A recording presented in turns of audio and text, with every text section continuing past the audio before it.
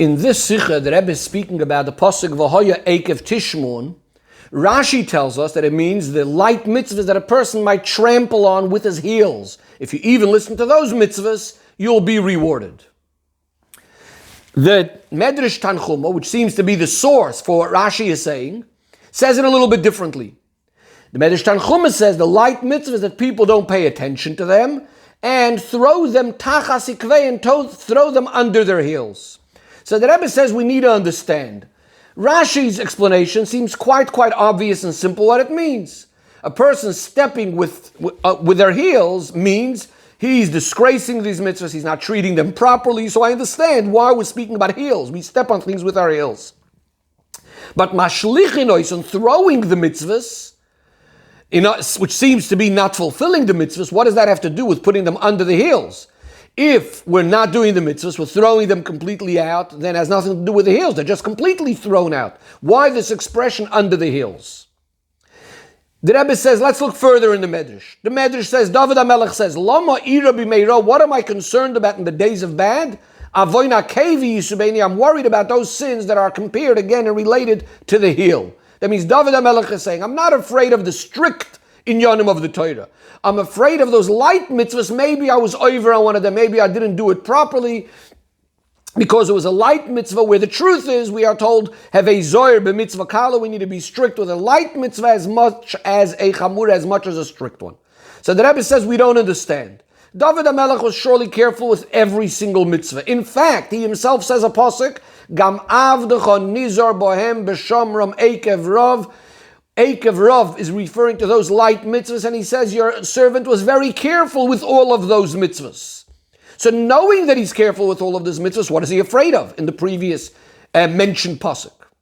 Says the Rebbe, the explanation is that the Medrash is not speaking about a person that chas v'sholem thinks you don't have to be careful in the mitzvahs, kalas, and the light mitzvahs. We're speaking about a person that of course agrees you need to do every single mitzvah, and he tries to do every mitzvah.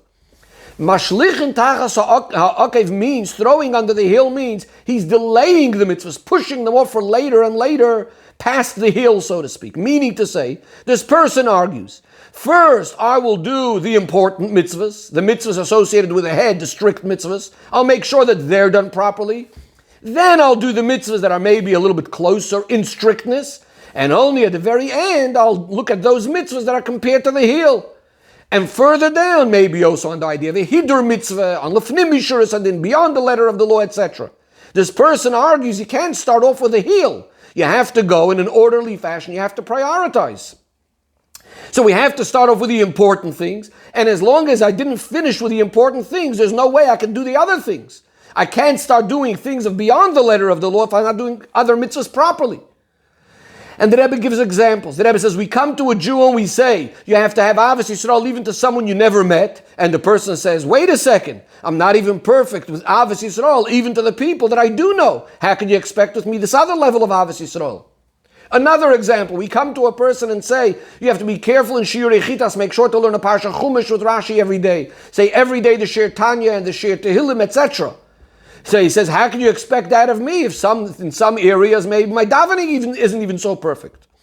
This person's argument basically is that yes, I agree that you have to do everything, but everything has to be done in an order. So I'll first do the more important things, and the things that came up in earlier generations. Later I'll do what he considers the less important things, or things that came up in later generations, all the way to the time of Chassidus, etc. And the Rebbe says that a person might give the following example.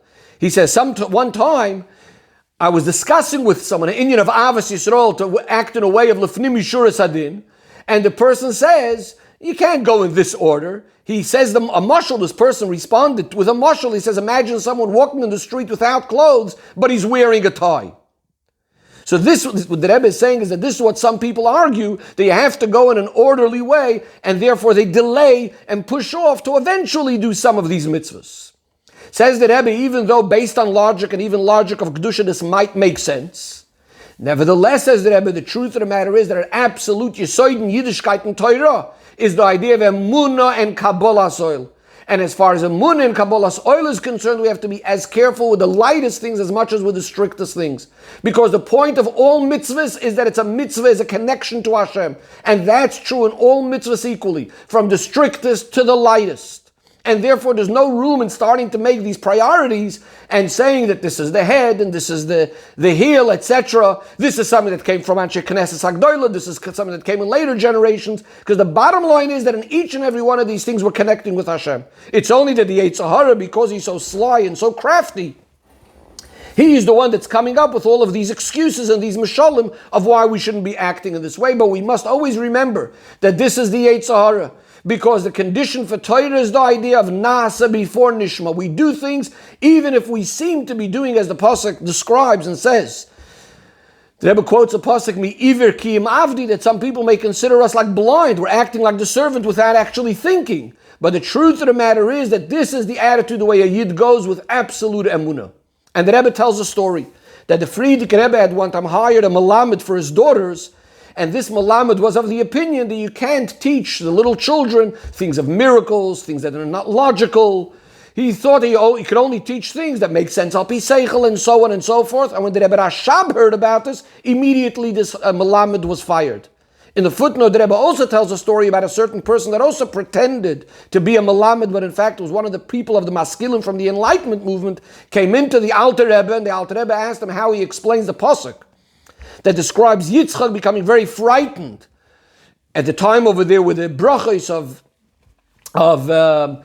with Yitzchak, with Yaakov and Esav, etc., etc. And the pasuk says, "Vayechrad Yitzchak karodo gedoylo ad moed." So Rashi says over there that Yitzchak saw the Gehenim open up under him. And the Alter Rebbe says, how do you explain this pasuk? And he again started giving all sorts of excuses why you can't translate that and tell this to the children, etc. And then it was exposed what kind of person he really was. Because the Rebbe says the real way out we have to go is with Emunah and Kabbalah soil and not with Seichel. Even those things that we do understand al pi Seichel, we must approach with the inyan of Emunah and Kabbalah soil. And that's the way we need to approach Chinuch as well. This is the way we plant in the children Emunah, through telling them the miracles, through telling them the things that are higher than Seichel. And the idea of not being able to tell them these things are only coming from the old foolish king, the Yetzer Hara. Says Rebbe, this is what David HaMelech was concerned about when he said, of course he knew that he's doing all the mitzvahs and even the lightest mitzvahs. Nevertheless, he was a little bit concerned that maybe it's not with that same enthusiasm. Maybe it's not with that same excitement and doing it as carefully and with the same priority as the other mitzvahs. And that's what he means when he says, what does he have to be afraid of in the times of bad because of these aveiros? Bimeira refers to the time when Yidden are like a little sheep between 70 wolves. It's a time of Golus. It's a time that seems to be Derech HaTeva is taking over. So when a Yid makes cheshbonis and starts making calculations within Torah and says this is important and this is less important, etc., then Chas v'Shalom, it's Bimeira, the Eibishter is going to treat him also in a limited way.